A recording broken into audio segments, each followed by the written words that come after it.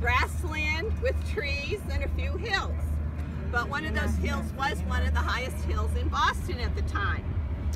And Colonel Knox took some of those cannon and placed them on the north shore of Dorchester Neck, where those guns were pointed at the British fleet that was wintering in the port of Boston. And he also put cannon on top of the highest hill on Dorchester Neck. And guess where those cannon were pointed? Right to Castle William here on Castle Island.